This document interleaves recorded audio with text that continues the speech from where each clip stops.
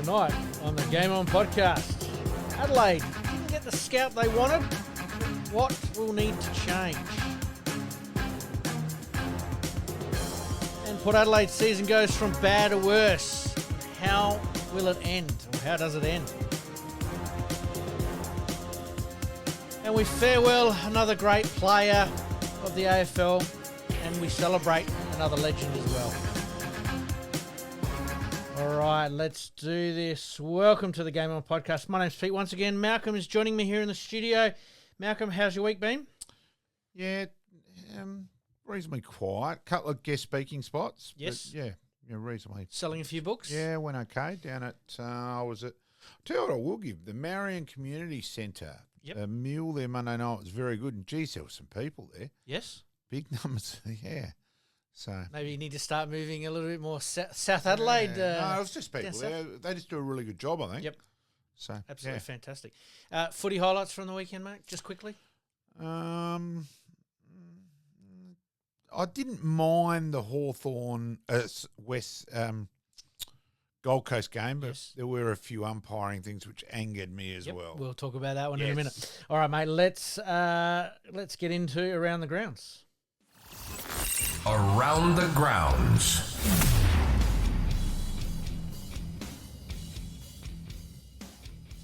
All right, mate, coming up a little bit later, as per usual, we're going to talk soccer, we're going to talk netball, we're going to talk some SANFL, especially with the state game happening at the moment. But let's kick off with the AFL first. We might start off with mental health and its impact. Can't really be ignored by the AFL any longer, mate. Your thoughts? Yeah, I don't think it's being ignored. Like they do a lot of things around with courses and things which are offered and all that. Yep. I think there's players, once they're no longer in the limelight, struggle to adapt back to normal life. Yep. Maybe there's a bit more they could do there, but I don't think it's an easy fix for anyone. Yep. It's a subject very close to my bone. And this is why I bring it up first, I admit I've only got one male member of my wedding party left, and it's another guy from Adelaide Uni did it. Mm-hmm. So, yeah, I don't think there's an easy fixer. I don't think there's any just a button you can go, right, we'll do this and that'll fix it. Yep. So we regard the Selwood family as probably footballing royalty as much as anybody, and our condolences go to the Selwood family, obviously, for this tragedy. But, you know, two family members within the space of, 6-7 months, it's just it's a sad situation. And it's just enormously sad, and so many things there that, just as we were talking about off air before, you post a few days ago looking forward to the run honouring my brother, and then was it beforehand? And it's a tough situation for all involved, that's for sure. I hope the AFL are looking at it quite seriously, which I think they are. It's just which levers to pull, and at the moment they've got some big agenda items on their plate. So this one doesn't get resolved easily. Does we it? had Nick Loudon with Nord as well, so it's as I said, it's a subject very close to the bone. Yep. Condolences, obviously, to those families. All right, mate, let's move on. Let's talk Adelaide. They set themselves for this game. Still have some learning to do before making their charge to finals. Where can they improve? Well, let's go back at the start of the game. Yep. Now, I would have thought it's not exactly rocket science that you don't allow Dan Houston to be standing by himself. So he gets the short chip across and has the first shot for goal with no one within, cooey of him. It's just staggering. Yep. Same thing. Well, they saw enough of him at Port Adelaide to know. It's ridiculous, but I don't get where modern football's gone, where half-back flankers are being allowed to run around like unregistered dogs. Yep. Like Rioli and Noble for Gold Coast. Noble and Dale for Western Bulldogs, 49 touches. It's... Yep. Wangani Where's Malira has been doing the same. Stand a player. Yep. And I could see we've got about the three talls for Adelaide. Yes. But where in the hell's the half-all flankers working their ass off? Ben Keys, in that weather, 0 tackles. Yep. Now, that is damning. So, Rochelle, Neil Bullen, and Keys 6 tackles between them. Yep. Now, that's where you need those guys doing far more defensively than that. So Adelaide's offense, but defense of that offense is where it could be tweaked a little bit. Yeah, as I said, Keys had previously done a good job, especially on the Carlton halfback flanker, the left footer to Carlton from Essendon. That's right. We'll think about that one in a minute. But he's done that. Yeah, that things. role. I don't understand why they're not using him far more defensively. Josh Dacos killed him more than Houston in this occasion. Yep. I just don't get it. Like, we carry on about tagging. No, Oliver didn't tag Neil whatsoever. He just stood him at a bounce, actually. Yep. Made him at least cut him back a little bit on clearances. But why the hell aren't we actually picking up defenders? Yes. I just don't get it. Totally agree with you there. It's obviously a bugbear, but no, I totally agree that Adelaide need to tighten up in some areas. They are one of those teams that we did talk about a few weeks ago where they the split screen, where they go by foot, they seem to be really, really clean. They go by hand, it's sort of a little bit more shaky, I suppose is the best part. But as far as their overall sort of seeding and ranking, it's around the 9th and 10th mark if you combine both of those figures. Yeah. So does that mean that they're not peaking too much at the moment, or is there still a bit of work to do? I think that's about their level still. I still think it'll be out of them and Fremantle for the last spot. Okay. I've thought that. Yep. Still. I always have still thought Adelaide was still going to be just around. Would you favour Fremantle over Adelaide at the moment? Oh, I think it's line ball. All right, I reckon Fremantle's effectively got a bye this weekend. Mm-hmm. So hopefully Adelaide actually treat West Coast with a bit of respect and do the same thing. Yeah, we'll talk about that one a little bit later as we go along. Was Adelaide's 3 tall forwards a big mistake in the selection? You certainly make a case with the weather which was coming and that. I saw Walker. I was privileged to go to the Carlton Adelaide game, and I sort of said to you, and I think I even mentioned it on air, looked a little bit cooked, but his forward craft was very handy for the other 2 forwards. I then got to see, we saw him at the showdown, and my comment again was he looks cooked. Being subbed off doesn't help, does it? I think I'm pretty sure he won't play this weekend. But even go back to the showdown, but we both thought the same thing watching. He wasn't, but he at least still had Adelaide most number of tackles.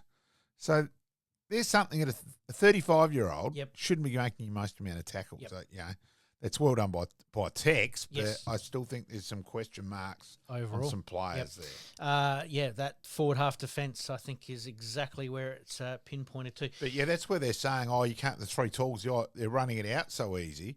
I actually don't think it's quite so much those 3. I think it's the other smaller ones aren't working hard enough. And I want to see, Rochelle and Keys especially have got to be more physical in that regard. Yep. I think they pick and choose a little bit when they want to, and I think that's something they've got to get out of their game. I totally agree. Do you think Adelaide changed the angles enough over the weekend?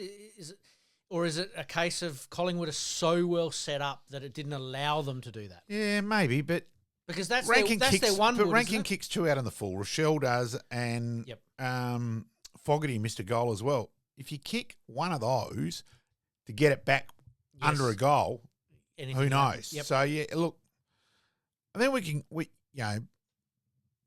we dissect sports so much now because there's so many write-ups of games, podcasts, etc. Yep. But it still comes down to just kick the bloody ball between those big white posts more. Are you impressed with Fogarty's continued improvement? I won't say he spiked, but he's continually just taking those little steps now to assert himself. Yeah, but he could have taken that bit more on the weekend. Yeah. So he was good, but he could have been better. Were you disappointed that Frampton got a hold of Thilthorpe? I didn't think he'd get a hold of him. Well, but he kept him to next to nothing. Thilthorpe still took marks, and at one stage too, Frampton was on Fogarty at one stage. They all swap around. I think it was probably more that Howe killed them, and they didn't block enough to prevent there. And I just thought, again, was it a big opportunity lost? Yeah, massively. But I think Collingwood are the best side structurally. I think their coaching panel, what they've done structurally with that side is just so much it's incredible. Why is it so much Are better? you talking because of their age and also the profile of some of their players? They're lesser known players? Yeah, but just going, being at the Collingwood-Sydney game here as a neutral and sitting with Adrian Howard from uni, and we were just looking at their structure and just going, how well are they? Do they set up where the opposition then can't score? And Lipinski was the guy who really impressed me in that regard that night. I just think they dot the I's, cross the T's better than any other side. Yep, totally agree. I did mention just a second ago there that it didn't allow Adelaide to get their sort of angled or 45 kicks, those little ones. Is that a learning experience that Adelaide go back to, not the drawing board? Because I heard someone say, it's back to the drawing board for Adelaide. I don't think it is back to the drawing board for Adelaide. I think it's a case of you learn what your opposition does well against you and then plan better for it next time. Yeah, also, but it doesn't help. But they've lost 10 in a row. It doesn't help that it doesn't help the lack of equality in games at the MCG. Yep. If you're playing more games at the MCG, I think it does make it easy to adapt to that. I think West Coast were brilliant, Western Australia, where they built their oval to the exact same dimensions as the G. Yep. I wish Adelaide Oval was, because I reckon that's what would help. Difference. Yeah. They had the chance. They ripped down most of it. They could have just encroached a little bit further. Not sure on that. Yeah.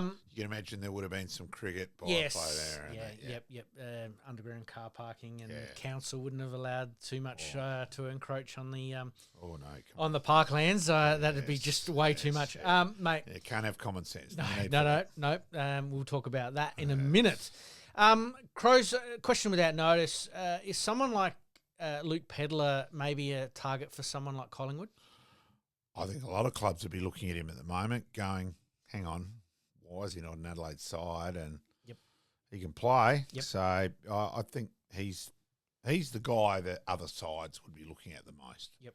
Does that affect then Adelaide's depth moving forward? Say in the next, let's just say the next 2 or 3 years. You just don't know. I think Adelaide are missing Matt Crouch more than they. Really? Especially a game on the weekend where it became wet. Yep. So just that inside in and under to get it and give it. Yep. And he doesn't create the yardage too much, but he gives it then to be carried to a Rankin, etc. I think Adelaide are missing Brodie Smith. That low, quick pass, either on the 45 or down the line, catches a lot of people out. I think there's still a case for him to be in the side at the moment. Yeah, and that's why I bring it up. So you think Crouch, and to be honest with you, Crouch has been the forgotten man in the last 3 or 4 weeks, hasn't he? Because he hasn't obviously played. Someone who's not playing, but for mine, I just think in midfield, and Saligo hasn't gone on. Because of Crouch? You just don't know, but they need more from him as well. Do you think Saligo's last year was more positive because he got more of that number one role in the midfield, whereas Rankin's come in? Yeah, he's still getting plenty of midfield minutes, so it's not that. I just think he's just a bit out of form, not finding the ball as much. Yeah, that happens from time to time. The other one is Dan Curtin. Do Adelaide use him as potential draft capital, or do they see him taking, say, the Walker role long term? I think he's so flexible. I still don't think they know where he's going to end up playing. I think they recognise his ability, but they're not sure what to do. Is that a good thing or a bad thing for Adelaide? I think it's a good thing. I just think they've just got to work things out a bit more with him. Personally, I wouldn't be giving him up. I think he's a quality player, and players like that don't come along. And if you're trying to get draft picks in, it makes it hard because then you've got to almost start again. So anyway, all right, let's last one on Adelaide there. Was umpiring decision that cost Adelaide with delivery and ball movement. We saw a throw that wasn't a throw. Couple of decisions. Yeah, a little. I don't think it was as much as a couple of games in the past where you could have said more. So fair I think they just missed the goals. No, you got to kick him between the two big uprights, like you said. All right, let's move on to Port Adelaide. Where has it all gone wrong? Pinpoint the moment has gone so horribly wrong for Port Adelaide, in your opinion, mate? I don't think it's a moment so much, but it's a hugely damning stat that in the 3 games against Collingwood, Western Bulldogs, and now Geelong, where they've been beaten, convincingly, it's 36 goals to 6 after half time in those games. Port hasn't won a last quarter all year. No. Even the game against Adelaide, Adelaide still outscored them in the last quarter, despite the fact insane. Port Adelaide had 21 inside 50s. Yep. So yeah, that's a question mark as well. I left Uni Oval and went to the Aqaba to watch the Port, and it was close when I left. Like it was only 8 points of difference at half time. Yes, and just sitting there watching out a couple other guys and that. And I'm just thinking, yes, they've lost Horn Francis, so he's one of the three. Yes. But Geelong had lost Dangerfield. Yep. And Bowes, and so it was interesting. But it was the lack of fight, just the lack of. And that's not Port Adelaide, is it? Yeah, I think we go. That's not Port Adelaide, but it's more that was Port the SANFL. But Port Adelaide under Hinkley have been competitive. I know. They always have been. I think they've overachieved in Hinkley. Yeah, I've said that time and time again. I totally agree with you. But at the moment, it was just, and at home. Yes, that's the other disappointing part, isn't it? And just put the white flag up at home. Yep. And it was pretty average, and geez, it could get very ugly over in Perth this weekend. Mate, one of our loyal listeners, Wayne Stremple, has written in. G'day, Big Carl. G'day, Normie. He's written in saying, so the question must be asked, and we must throw it out there now, is how long and how strong is the wick on the Ken Hinkley coaching time bomb? I don't know. I do think he will go before the end of the year. I still think they'll go a few more weeks. But if you were Carr at the moment with the injuries Port have got and where they're at and all that, geez, I wouldn't want it at the moment. Yep. So I don't actually think out of that. Let's just think there. Is that Port Adelaide trying to save face a little bit? Maybe, but I think we've spoken about their list falls away. And while Marshall and Lukosius are both injured, Marshall, Lukosius and Georgiadis are all pretty similar. Yep. I'm not sure they're balanced, even if those three were playing. Yes, they'd be better. Yes. But I'm still not convinced. There's not a go-to man out of that three and the other two to run and walk. Rely on, Yeah, you'd be rotating them. And so I'm just not convinced. Yes, Charlie Dixon probably went too long, and they probably went to him too much. Yes. But I'm still not sure the mix now is going to be any better. Much better, yeah. Mate, I have to pull up these rival recruits, and this is where I'm sort of asking about pinpointing it, but rival recruits since 2018. Sam Mays, Ryan Burton. Yeah, Ryan's been serviceable without, unfortunately, look, what he did to his leg as a kid. Yes. Because he is the best junior I've watched. Yep. Filippo's the best junior I've umpired. Yep. And Aaron Fiora was the other one. Yes. Where Burton was unbelievable. Yep. And while I think he's still been serviceable, yes, he doesn't quite move like he did when he was a kid. And they said his was the equivalent of, nearly 100K car crash what he did to his leg. That's unbelievable. Sam Mays, obviously, in there. In 2019, they had none. In 2020, they recruited Alia and Orazio Fantasia. Would you say the Alia experiment has worked? Yeah, you've got to give that a tick because I don't think they paid up a huge amount to Sydney for him. Unfortunately, Razzle Dazzle's body just hasn't held up. No, and he's remarkably got so many opportunities, really. Yes, indeed. Yeah. 2021, Jeremy Finlayson. Serviceable. And look, we can't imagine what he goes through all the time. Look, it's I'm trying to think, probably about a year or so ago now, not that, just around the corner from here, from your place, Pete, that I went to a talk to hear Rick Sarr. Financial bit of footy, and I'd rang Rick and said I'll come, and that'd be good rule book. That means I'll get some questions. Yes. And that right. And I stayed, the next speakers, and it happened to be Kelly Finlayson. Yes. And I certainly left with wet eyes. So did everyone else. Yep. So I went to her book launch last week. Yes. And I bought the book, and I finished it within a day and a bit.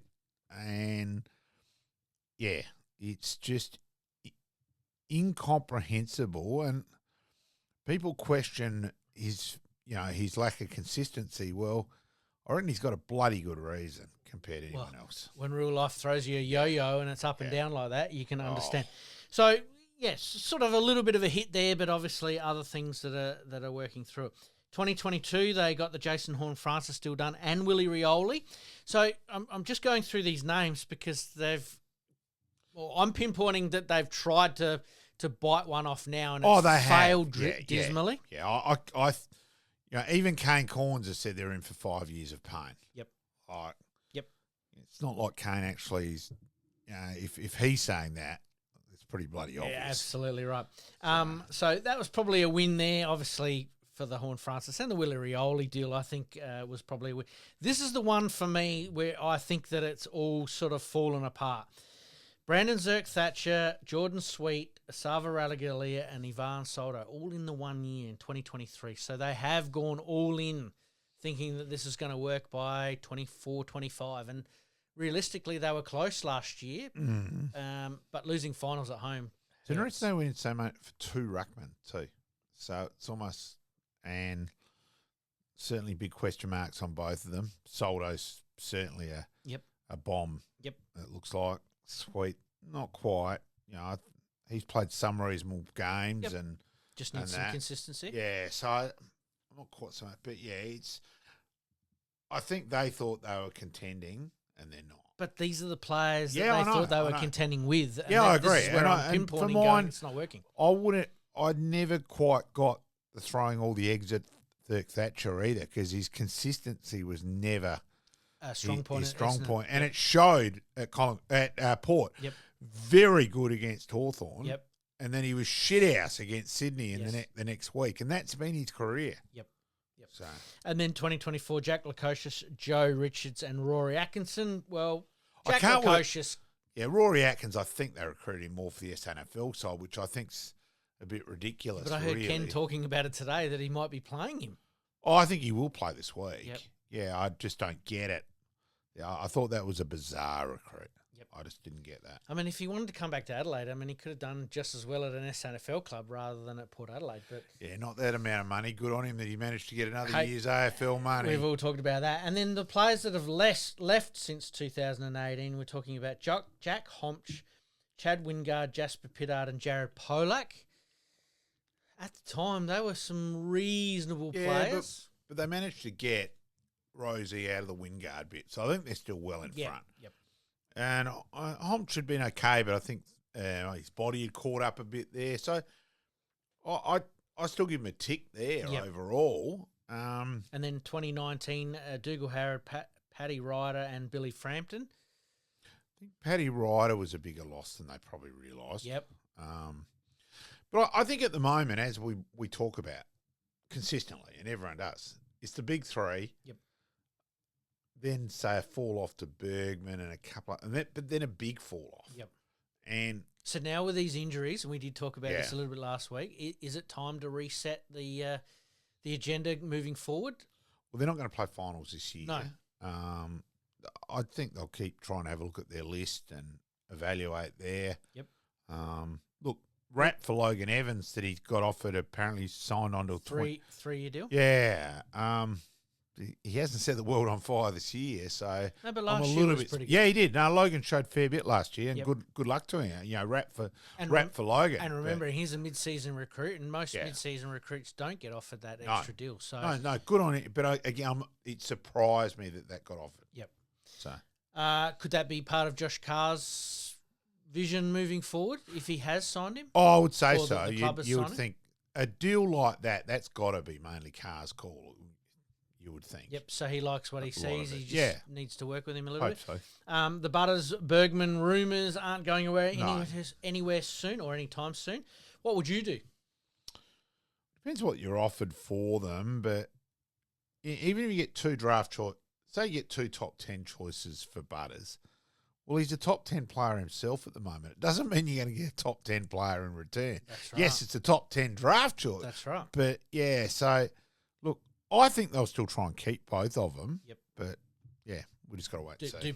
Do Port Adelaide absolutely all out, no holds barred, have to sign these 2 players to stay competitive, or is it time to, like Kane Corns has said, and you mentioned earlier there, pain for the next 5 years?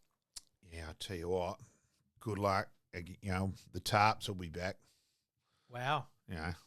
That's a big call. They showed it at Footy Park. As soon as Port fell away, their supporters drop off very quickly. Yep. So, you know, because a lot of them are still in the SANFL mindset. Still don't get it. That, hang on, you're the big fish. You're the small fish in the big sea now compared to the other way around. Yep. And to Port's credit, they won premierships on a lot of time on bluff. Yes. They didn't have the best side, and that's it. That's even more so to their credit. Yep. And you know, as Timmy G said, you know, John Cale had somehow convinced you were a better player than John Platten. You knew it was bullshit, but he was the master salesman. Hey, confidence in somebody makes a big difference. Have they gone a bit early on Josh Carr? Possibly, but knowing what potentially could be out in the market? Yeah, maybe, but you know, they've decided he's the one, so good luck to him. Look, does it have shades? And as Craig Burton spoke very highly of him, even when they finished bottom, he said this is why I asked he was. So, does this have shades of North Adelaide about it? Yeah, maybe. Almost starting from ground zero. But again, it's probably a harder one to start from. I still have nightmares about 18, which we shouldn't bring that up. No, I don't want you rolled up in the fetal position, rocking for the next hour. I'm at a loss with Port Adelaide. Let's move on to some AFL sort of hot topics, mate. If there's 5 teams that you really, really look to go ahead over the next 5 years, who'd be the 5 that you'd pick? Question without notice. Western Bulldogs. Okay. Number 1. Really? Hawthorn. Yep. I still like Brisbane. I still think Brisbane's in for a fair, while. Yes. After that, I think it then becomes more lottery.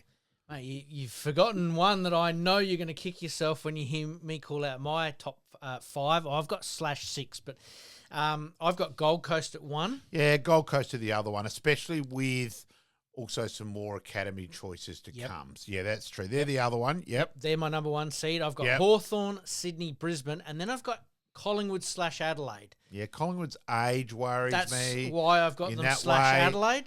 I'm still not sure of Sydney depth-wise. Yep. And the same thing with Adelaide. So I'm more a 4. Yep, 4 or 5. Or 4 to 6 for me. Yeah. And I've got certainly Sydney, Adelaide, and Collingwood in that list. What about the tough 5 years ahead, mate? Your top 5 seeds there. Oh, I think Richmond, Port Adelaide. Yep. Still not convinced on St Kilda, but I still do like some of their youth, but I think there's still a bit of gap there. Yep. West Coast, I think, is still probably the number 1 there. I think they're still going to be down for a fair while. Yep. I think they're more. North Melbourne should improve, but geez, I'm still not sure they actually know how to win. Yep. Which is very unusual for Alistair Clarkson being. Yeah, but it's that sometimes an angry ant. You know, that game could have gone either way last weekend, and so there. And to Richmond's credit, I thought Richmond would come convincingly bottom this year. Yep. I thought Richmond were a big chance not to win a game. Yep. So I think they're a mile ahead there. Yep. So that's a big tick to Richmond. I actually haven't got them in my top 5 at all. But I just think I still don't get it. I think part of it, I'm not sure if Uze's trying to sell it's us against the world. The crap rebolter, I still just don't get. And he even still said it again this week. Fuck's sake, shut up. Yep. Don't mention him. Ask about him. Just next ignore question. it. You know? Yep. He said, disappointing we haven't got him. No, it's not. You know, I just don't get why he's still saying that. I get quite angry at that. I just don't think he thinks with it. And don't dare think that there wouldn't be Richmond senior parents or players thinking that as well. Yep. And, you know, I still think there'll be some ramifications over their attitude with it. Yep. But, yeah, I just don't get that there. It'll come to pass. There's no doubt about that. My top 5 there is West Coast at number 1 seed, Port Adelaide, St Kilda, and this pains me to say Carlton and GWS are probably the the 5 there that I think are in for a little bit of pain. And Yeah, I certainly say Carlton on the point of view of they've had all this talent for a long, long time, and everyone's getting a little bit older. They haven't really developed that next group. And same with GWS. They're still relying on their 3 or 4 superstars, and after that it really drops off. So for me, there's a world of pain. Doesn't seem to be much after Cripps, Curnow. Yep. Walsh. Yeah, Walsh, his body's probably catching up with him a bit. Banged up for a young man. That's the problem, isn't it? Yeah. All right, let's move on. The Adelaide Western Bulldogs game has been moved from Mars Stadium to Marvel, mate. You messaged me as soon as you heard it. Oh, my God, the AFL has finally found some common sense. Probably about the only common sense decision they've made. You know, I had to laugh. So, they carried on that the AFL management have had a meeting with Brad Scott, Chris Scott.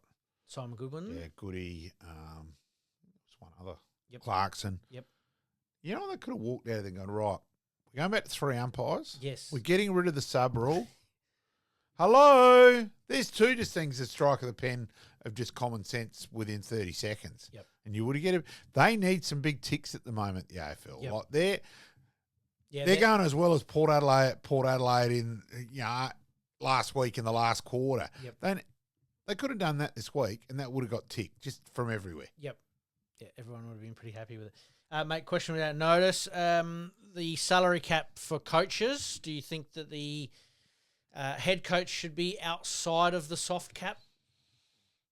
Or does it open it up to... I think it opens up a bit too much. I think they can raise the soft cap again, but... Yeah, no, I still like...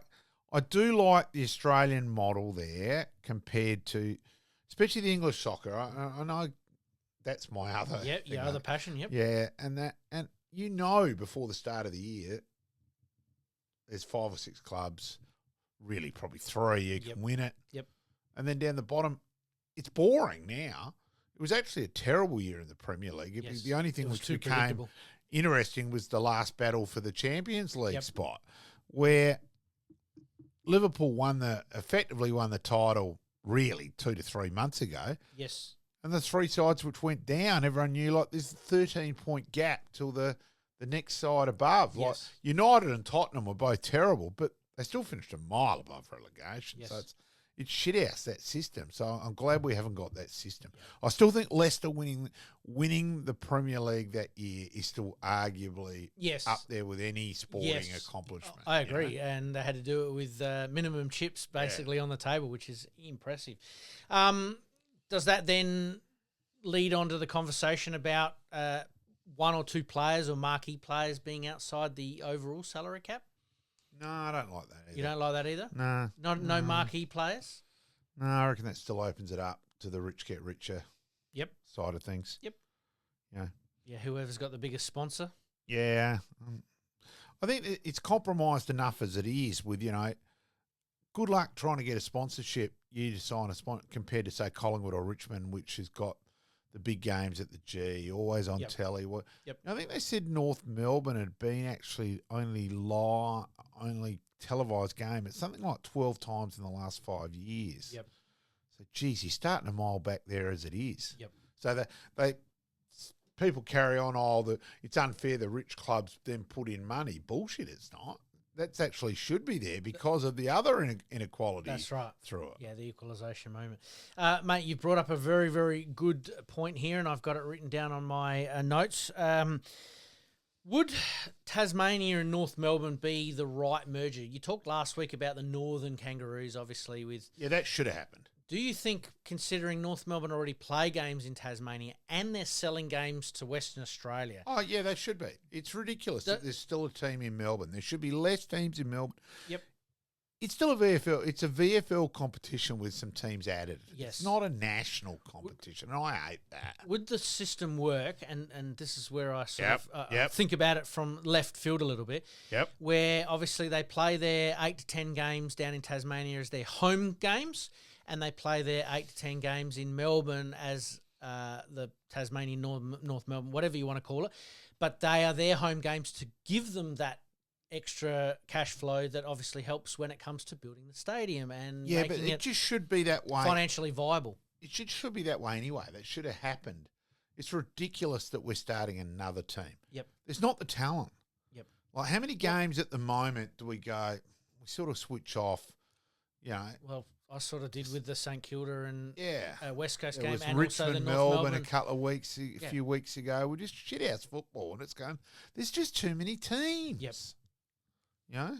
So maybe potential merger. Maybe we'll get a bit of homework next week. Talk about a couple of potential mergers but that would make the competition better. Yeah, I and agree with stronger. that, but it just won't happen at the moment while they're being, you know, the competition's bankrolling them as it is. Yep. You know? It's going to be an interesting one, that's for sure. All right. Emerging markets, mate. India, New Zealand, England, the USA. Could we have games played in these countries, say, within the next 20, 25 years? Oh, definitely. You know, so whatever, you know, with Port Adelaide, to Port's credit, that game in China was making a profit. Now, that's incredible in that shorter time they had it. In 3 years, they were making a profit. And the sponsorship they'll get dragging in, I'll bag Port Adelaide at the end. But what KT did there was incredible. Yep. You know. And we've got KD Part 1 coming up later in our Past Players, Past Legends. So perfectly segued there, mate. I love it. Without even realising. Without even realising. Rules. Should the kicking be increased from 15 metres to 20 metres to avoid congestion and to keep the ball moving? Or does it create a little bit more of that stop-start football? I just think if you kick backwards. So that way you kick backwards in your defensive 50, play on. Yep. And that way there's not the argument is it 15 because you've got some umpires at the moment calling kicks 25, not 15. It's crazy. Yep. A goal scorer is 9.6. Yes. So it's not hard for mine. I never struggle with that at umpire.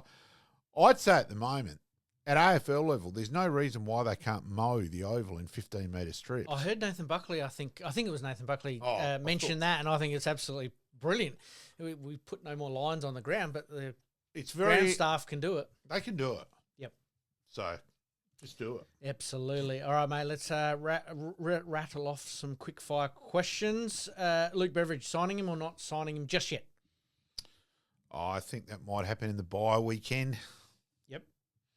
So I think it will happen.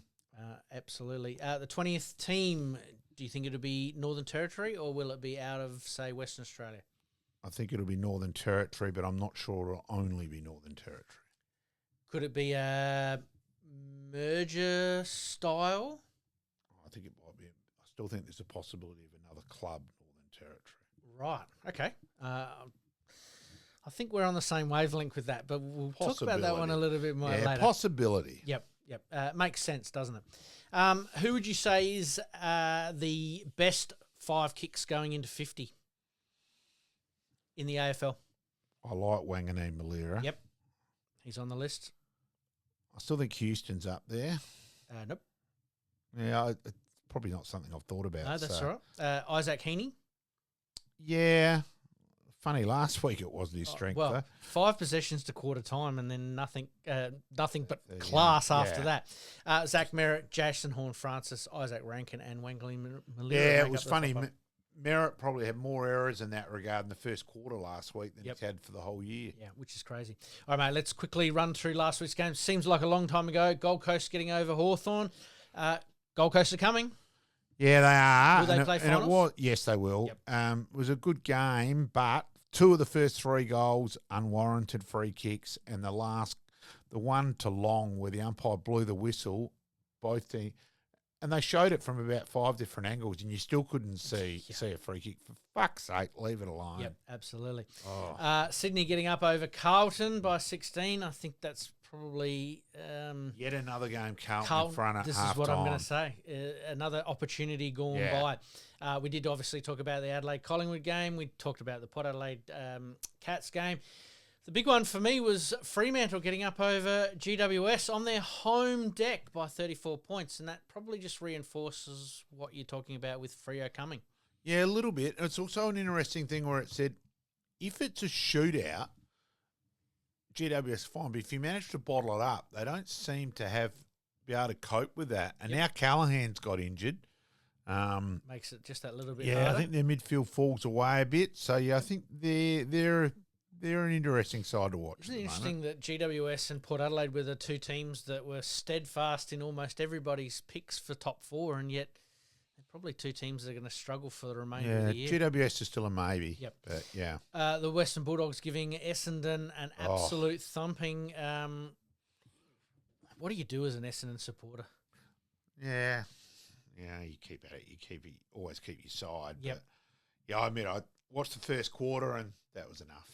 Western Bulldogs have gone to a whole new level, haven't they? Yeah, no, quarter time, the siren went. That was there were enough. no other book sales there. I'd exhausted my market, so I left. Fair enough. Richmond going down just to North Melbourne.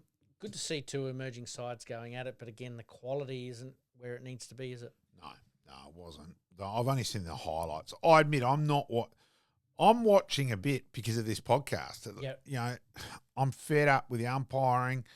The direction of it is so wrong. Yep. It's just incompetency personified.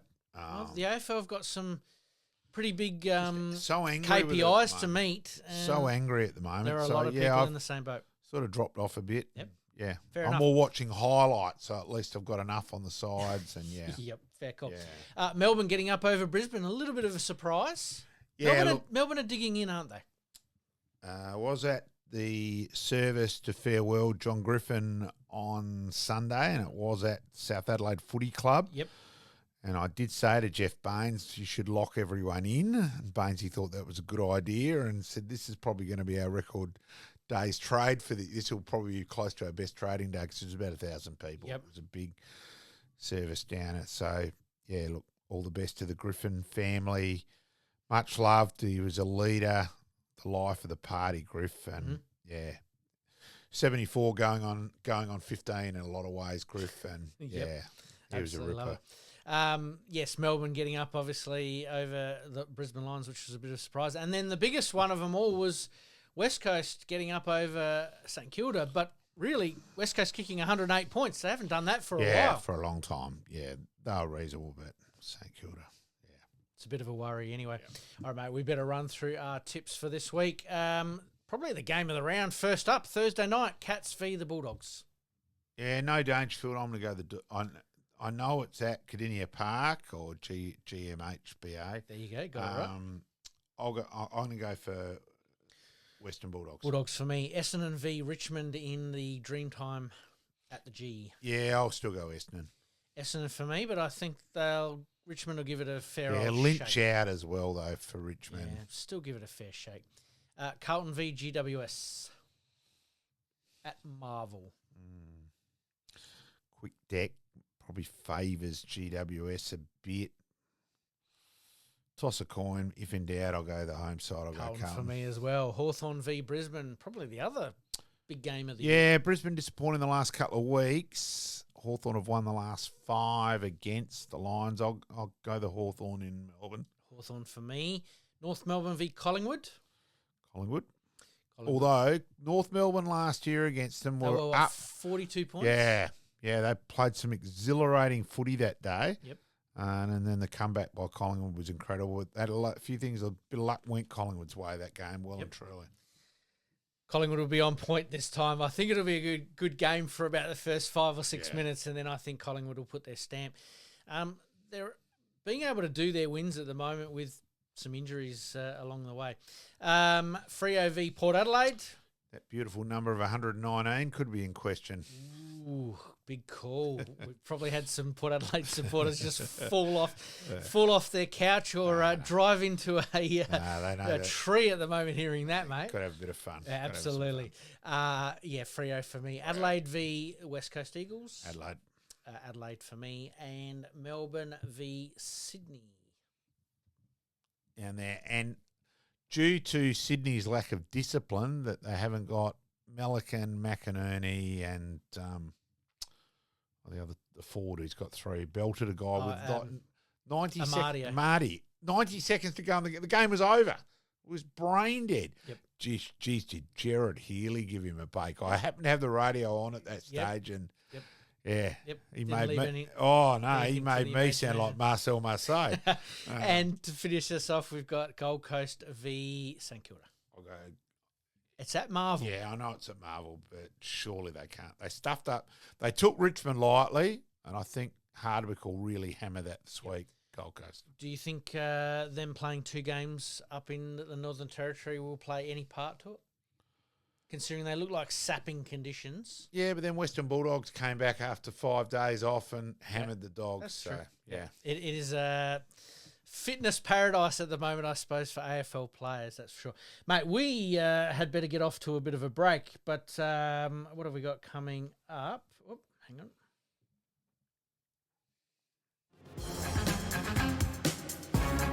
We've got soccer. Ange Postecoglou will talk about the Spurs and Man U. The SANFL, unfortunately, SA goes down to WA in the state game. And the Thunderbirds, again, just falling short of their mark.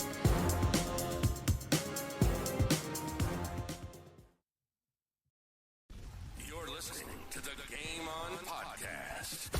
We'll be right back after this short break. Looking to buy or sell your home anywhere in Adelaide, from the hills to the sea?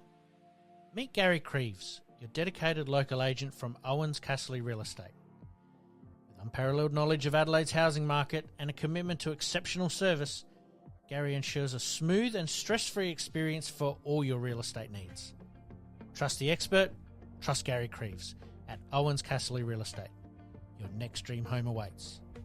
Contact Gary today on 0422 071 317 or on email garyk@ocre.com.au. And for more listings, please visit owenscasserly.com.au. Make it happen.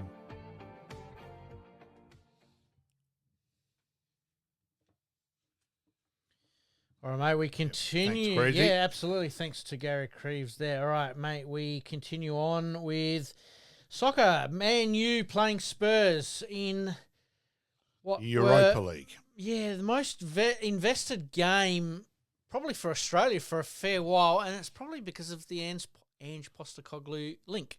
Part of that, but it's also just so vital because you get the Champions League spot. So it's actually worth millions of dollars this game. Yep.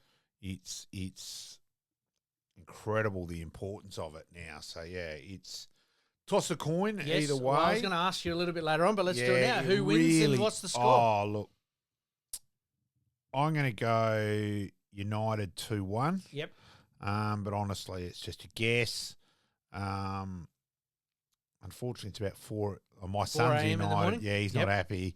As he said today, talking before we came here at home, and he's spot on. Like, it's ridiculous that this is a Thursday morning. He said it's not a midweek competition yet. The final, it's been on a played midweek. Thursday morning. You know, and he's ropeable because he's saying he can't get up and watch it because of work. Yeah, you know that the area he works on, he's got to be switched on. Yeah, absolutely. So, I just don't get. But you think about major sporting. Conference League is the level below, and yet that final's on the weekend. So it just makes it's weird, and it's not like it had to be programmed now because you're competing against still the games going in the Premier League and other competitions around the world. No, it's not. So it's just not. It's weird. Why it's not on the weekend? Major sporting events, you would have thought that they'd be looking for maximum eyes and maximum viewers and maximum attendance, which the attendance is going to be no problem at all there. As Daniel said, though, if Tottenham win, he said, Ange will be entertaining. Yes, I can't wait. I'm going to go Spurs 1-0, and it's going to be a late goal. I think it'll be in the 84th minute. There you go. That's my my pick there anyway. But what are your thoughts on Ange's media treatment, with one reporter calling him a clown and another one saying he's one of the worst managers in Spurs history? Yeah, he's made a final. Yeah, it's a bit over the top. It's all theatre though. You got to imagine. Well, you what Kane Corn says here to create clicks and says stuff he doesn't mean. It's even worse over there. Calling somebody a clown and they've made a final, and you've basically saying that he's no good and he's the worst. Shows how they rate. They don't rate the Europa League. So okay. Anyway, made me scratch my head, and I know you watch a bit more soccer than what I do at times, but it was I just heard it and just went, are you serious? Yeah, I just think it was a bit bizarre. It was almost, I think they were trying to get points against each other a bit as well. Okay. Yeah, Ange sort of brushed it off and went, the guy's a complete tool anyway. Yeah. Totally get it. All right, 2-1 for you to Man U and 1-0 for me, so we'll see how we go there. All right, let's move on. SANFL. Mate, a lot happening in the SANFL this week. We'll talk about the SANFLW a little bit later, but the SANFL, this happened obviously 4 or 5 days ago, and I'm still trying to comprehend that North Adelaide sacked Jacob Surgeon mid-season. This hasn't happened for a while. Because it's not really mid-season still yet. So I don't get it. For mine, it shows they didn't really want him this year. I don't get why they went with him this year. So they're saying for them, the players and that, the writing was on the wall. Yep. We can still salvage our season now. And, I just find it weird. For mine, it meant they didn't want him this year, really. Yep. So. Why appoint him for another year? I just don't get it. I find it a bit bizarre. Yep. Absolutely crazy. Hasn't happened for a while, mid-season sacking in the SANFL. Yeah. Normally it's more the off-season. So, anyway, left me scratching my head. South Australia goes down to WN, the state game at the Adelaide Oval. About, an hour before the Port Adelaide-Geelong game. Is it time to move it back to a suburban ground? Yeah, it should be. I got to admit, I do driving the other son to work on Saturday morning, and KG had it at Nord Oval. I thought, oh, shit. I'm working today without me knowing it. Yeah, sort of thing. So I had a laugh there. I did pull over and message in quickly. No, it's not at Nord. It's at Adelaide Oval. Yep. Yes. But is that a case for, say, and you've talked about it previously, for, say, West Adelaide, who, very much maybe a Glenelg, a Norwood, obviously can cater for those conditions? I couldn't work it out with Gather Round why we still played it. They played it out at tonight, but they didn't play it at the new Oval. I just didn't quite. I couldn't work that out. Yep. And I thought it should have been at Richmond. Now look, all for state football reward the players. I got no problem with that. Yes. I think they have too many people who hang on for it. Yep. In terms not playing wise. I'm talking staff there. Yep. And I've never thought. I've always laughed where it says, therefore our league's better. Yes. Yeah, I've always thought that's a bit of bizarre reaction. Yep. Yeah, I respect it for the players, but I only have a glimpse that way, and all I do generally just hope that Nord guys don't get in. They're just hoping no injuries. Especially Nord, but in general. Yep. It's important for representation, obviously, for the SANFL. But if a potential AFL state of origin comes back, what happens to this concept here? Does it stay as is? Yeah, well, you could probably play both then at the same venue at the same time, really. Yep, as a curtain raiser, a proper curtain raiser. This having to be off the Oval an hour before a game. Bullshit. Playing to an empty stadium. Yeah. What's the point of playing a couple hundred people in a stadium which fits 55,000? Whereas you can play at 10,000 seat stadium, or 8,000 look, seat if you stadium played that at Nord, you would have got at least 1,000 people there. Oh, easily 1,000 people. I'm just saying, just using that as the bare base worst. But then supporter groups can all get together and go, hey, cheer squad for Centrals, cheer squad for Norwood, cheer squad for Glenelg. Hey, let's all get together and really make this. And you could even do it right. Do it at $10 admission, Yep. And they're half price. We really want people to come along.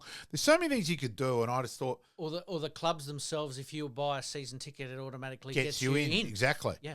And I just thought having it at Adelaide Oval was ridiculous. I just don't get it. And it's not saving money because you're employing staff at Adelaide Oval to start 3 hours earlier. That's right. So it's not. Yep. I thought it was crazy. Could a revenue share be equalised through the clubs if you were to play it, say, at a Nord or a Glenelg or a West Adelaide? It's a bit too hard there. It's just catering really there. And I just think you share that around. Yep. And why not give West Adelaide a lick of the ice cream? Yep. Yep. Love it, mate. Back to suburban grounds. I still think suburban finals as well for the first couple of finals. Massively. No, up until the grand final. Yeah. Be amazing atmosphere, that's for sure, and those smaller grounds. All right, let's move on to netball. Another scrappy contest with the Thunderbirds going down to the West Coast Fever, 61-67. Yeah, I was watching it. It was on in another TV. Yes. That's one good thing about being the Archibald. You can watch a fair few different things. Yeah, 3 or 4 different sports, and that's for sure. Just not quite taking their opportunities, and West Coast just always seem to be had it reasonably in control reasonably early. Yep. Mate, it like any sport, winning a three-peat or winning 3 premierships in a row is a tough ask, even for netball, especially with the shortened amount of games in their season. But are they priming themselves a little bit for finals? Is it a bit like the Port Adelaide of yesteryear where they just sort of get themselves in a position, but as soon as September rolled around, they were ready and raring to go? Maybe, but they've got to win enough to make it first. Yep.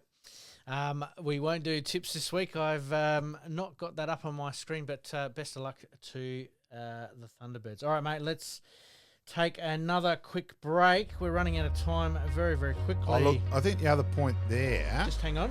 Yep. Coming up, we got John Cunningham Part 2 on Friday and Keith Thomas Part 1 on Monday. You're listening to the Game On Podcast. We'll be right back after this short break. Sport. We love it and we live it here at INTERSPORT. We are the heart of sport in our local communities. Family owned and operated, supporting local clubs and the community. INTERSPORT has all the latest products for major brands like Nike, ASICS and New Balance at the best prices. Come visit us in store and see why we're your trusted sports experts. INTERSPORT, the heart of sport. Flashbacks.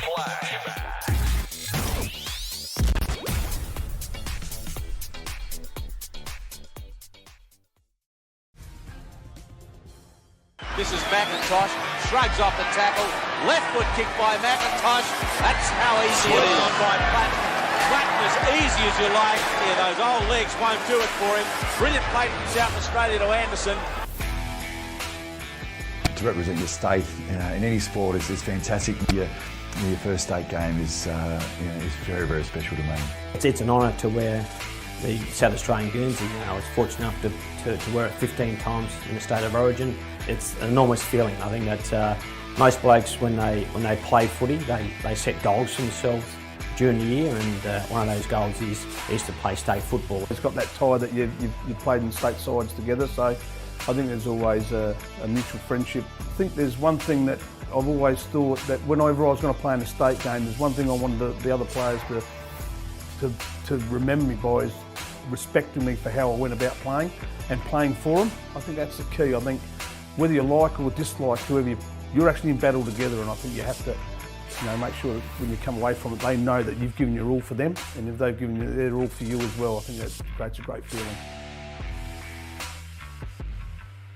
Over in WA, the grounds are much harder. Guys who take out the field on Sunday will have that endeavour, that mindset to keep running hard, keep working hard, put pressure on them, and hopefully take it out on Sunday. But just how we celebrate the small things, especially early on in the game, and really getting around, the bigger name players, and the bigger name players getting around, the younger players when perhaps the player done something well, or taken a good mark or a good smother. Just the 1%ers.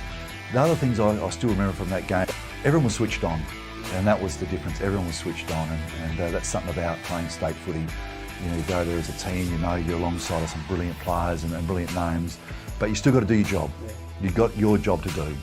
Oh look, they always talk about playing against Western Australia as being a fast game, fast track, and I think that's the one thing we did. We had a pretty fast group. Not me, I was slow as a wet week, but we had a lot of fast players went over there. Obviously, making sure that you get away early to a good start. You've got to be hard early and make sure that you stop that run of theirs and take the crowd out of the play. And it's funny, Western Australia, it's a long way away, so you don't sort of draw that hatred as much. But again, when you play each other, there's a real dislike. Hate's probably not the right word, but dislike, I think, but a healthy respect. Boys really enjoy it. I think that's to be honoured with a state Guernsey and to be a part of a South Australian state side, to be the best in your league, is very much an honour to be a part of it.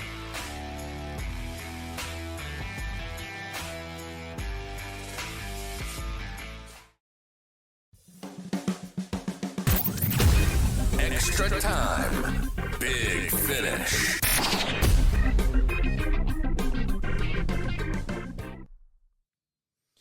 All right, mate. We just looked up that Thunderbirds game for the weekend. They are playing the Mavericks at John Cain Arena Saturday the 25th at 3:30 p.m. And also, congratulations and at Simone McGuinness. McGuinness stepped down as Melbourne Vixens coach, 13 years, a couple of premierships, 3 minor premierships, a couple other grand finals. So she's been an absolute legend in netball. Absolutely. So, yeah. Congratulations on such a good career. All right, mate, let's move on. Let's talk SANFLW. Nord coach moves on effectively immediately after a pretty tough start to the season.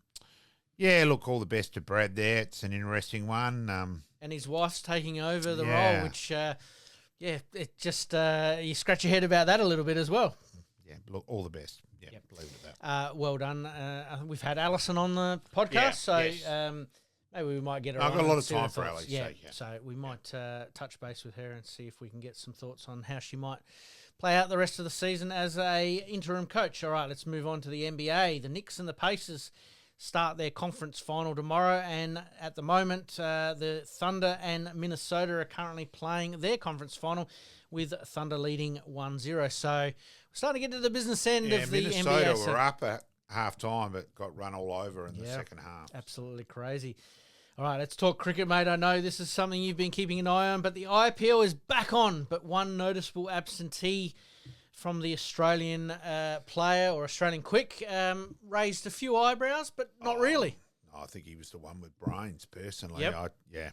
And also, even Jake Fraser-McGurk didn't go back too. So, I'm stunned that the others went back, personally. Yep. Yeah. Are you surprised that it even got started again, or is it because of basically the cricket for both countries that everyone put down the egos and the weapons and said, no, let's just get on with it, and sport's the great leveler, isn't it? Just such a volatile environment over there, though. I wouldn't go back. Yep. No, personally. It's going to be interesting. The World Test team announced. We sort of touched base on that a little bit, but big improvement from Cam Green having a pretty good county season at the moment. Yeah, he's been hot and cold. He's done very well. So he's made another 100. He's made 200s, both against Kent. Yes. And a 67 not out to get them home. Yep. Their first red ball win since 2022. Okay. So big there. So that gets him on a pedestal there. But I think his other 4 innings, his top score was 12. So he's been a bit of both. Yep. I think they'll play him. Does that mean Marnus misses out? No, I think Marnus will open and Constas misses out. So it'll be Marnus. I think the side will be Marnus, Labuschagne opening with Khawaja, Smith at 3, Green at 4, Head at 5, Webster at 6. Okay. I think that's what it'll be. Let's wait and see. Yep. I think the other one at the moment, it's going to be interesting, Hazelwood and Boland. Like, Boland's still there and Hazelwood's coming back from yet another injury. Yep. So, yeah, that's the other one. For mine, I'd go Boland. Okay. So, yeah. Some big calls that really need to be made. I suppose if you want to win it, you put your best starting 11 out there, don't you? Yeah, I think at the moment they're in limbo. I don't think they know what their best are, and I don't think there is that an because obvious of the lack one. of cricket at the moment, apart from the IPL? Yeah, but I just don't think there's been no opening batsmen have really put their thing down on Shield cricket and said, pick me. Yep. Everyone's been a bit hot and cold in that regard. Yep. So there's no opener there. I think they want to play They want to play Green. Yep. And they love Cam Green. Yep. I admit I've got a bet. Timmy G doesn't think he'll get picked. I'm very confident I'll get up on that there one. You go. So, yes. Look forward I to hearing might have a about bet that. with a little fella last week on that one. All right, one topic to finish us off tonight, mate, is in golf. Rory McIlroy coming to the Australian Open, signed a 2-year agreement to come down under, and that's great for the sport of golf. Oh, it's huge. But how about the PGA there where the Simon Scheffler, I was making sure I got the print correct. Scotty Scheffler? Yeah, so he wins. Yeah, Scotty Scheffler, sorry. He wins by 5 shots. Now, that's a huge win again in a championship. Yep. It's his second win in a row. He's on fire at the moment. Yep. Good to see some international players coming down under and playing in the Australian Open. We know that they all come down for the Live. That's more of an event. Don't get me wrong, and don't everybody jump on board saying that the Australian Open is not an event, but it doesn't have. It has the prestigious. If you're trying to gain momentum with that, it's important to have these top players come on down. So well done to Golf Australia there, and obviously the Victorian government, I think, were involved with that as well. Mate, quick good, the bad, the ugly for the week. The good, I'm going to go one out of left field, and it's not really sports so much, but Rotary helped sponsor youngsters to go and do the one and all from various upbringings, and a young fella from overseas, Taiwan, and that spoke brilliantly, and it was a pleasure to be there to hear him and to encourage, because he was very nervous. First ever time he'd spoken. Yep. Kept saying, just keep going, young fella. Back yourself in here. Yep. Everyone's loving your honesty and your enthusiasm. Yep. Because he was worried his English wasn't good enough and all that. But, yeah, it was... Everyone bought in. Yeah, and his dad came over and said, thank you for helping him and trying to, and that there. And, yeah, so that was probably the good the good environment of the week probably there. Look, sporting-wise, I like Gold Coast. I've got a bit of thing with Gold Coast and just there. A couple of players like Walter and Lombard I'm following. And, yeah, so looking forward and it'd be good to see someone different be around the market as well. Absolutely. My good is the Indigenous round, mate. I think it's absolutely fantastic, and I think we saw that up in the top end for the last 2 weeks. And we saw, a lot of youngsters and the players, I think, giving back after the game, not necessarily going into their hibernation and doing nothing. They were out basically signing autographs and being involved, and that's part of that in community Well, I think engagement. the Dreamtime game should be in Darwin. Yes. That 1 year where they had it up there in COVID was fantastic, and that's where it should be. Yep. Don't worry about the 83rd. That's where it should be, honouring the Indigenous, main culture and show them respect. And the viewership would be huge as well. Yeah. Exactly right. All right, mate, we better wind things up there. We've gone well and truly over time tonight. Thank you once again for your time. Like, rate, subscribe, and basically share any of this podcast to friends, family, foes, teammates, opposition players. Have a bit of a chat on the footy ground with each other while the ball's down the other end as well during the season. Thank you. And once again, we've got to do better next week, and we will. Thanks, mate. Thanks, mate. In this crazy world we live in, we all need the distraction. Enjoying the show? Like, rate, and subscribe. Hook up and connect with us on social media at Sportscast SA. We'll see you next time on Game On.